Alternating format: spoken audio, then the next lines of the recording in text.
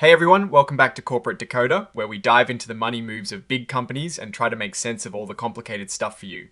Today, we're looking at Constellation Brands and some interesting filings they've made regarding their stock. So, buckle up, because this might get a little interesting.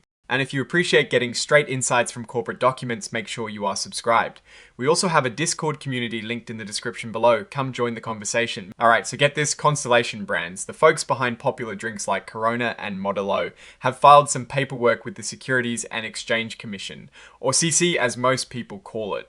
This isn't a huge earnings report with all their sales numbers, but it is still important because it talks about how they're planning to sell more of their stock. The key date here is the 7th of November 2025. That is when they put in a filing called an automatic shelf registration statement. Basically, they told the SEC they want to be able to offer an unspecified amount of their class of common stock along with some other types of debt and securities whenever they see an opportunity. Think of it like getting a approval for a loan, but for selling more of the company's shares to investors. This filing follows up on that by including a prospectus supplement. What does that mean for you and me? Well, it means they're specifically registering for resale up to about 21.3 million shares of their class of common stock. These shares can be sold by certain existing shareholders, and here is a crucial point. Constellation Brands itself won't make any money from these particular sales. Why is this filing necessary? The company is filing this current report to include a legal opinion. This opinion from their Executive Vice President and Chief Legal Officer basically confirms that these shares being offered for resale are valid and properly issued. It's like a stamp of approval from their own in-house legal team, assuring everyone that everything is on the up and up with these particular shares. Now, let's talk about what this class of common stock is. Constellation Brands class of common stock is traded on the New York Stock Exchange under the ticker symbol STAID. This is the kind of stock that many investors buy and sell. By filing these documents, the company is opening the door for existing shareholders to sell a significant chunk of their holdings. The report is signed by Garth Hankinson, who is the Executive Vice President and Chief Financial Officer. This tells us that the highest levels of the company are aware of and involved in these plans. It's standard procedure for big companies, but it signifies that these are official actions being taken by Constellation Brands. So, what does all this legal and financial jargon really mean for Constellation Brands? This filing isn't about their quarterly earnings, but it's a strategic move. By having this shelf registration statement in place, they can act quickly if market conditions are favorable to sell more shares, or in this case, to allow existing shareholders to sell. It shows they are prepared for potential future capital needs or to provide liquidity for major shareholders. From a shareholder's perspective, this registration of 21.3 million shares for resale by others means there could be increased selling pressure on the stock in the market. While the company doesn't get proceeds, a large number of shares becoming available could, under certain market conditions, put downward pressure on the stock price if there isn't enough demand to absorb them. However, it also signifies confidence from these selling stockholders that there is a market for their shares. Looking at Constellation Brands, they are a major player in the beverage alcohol industry.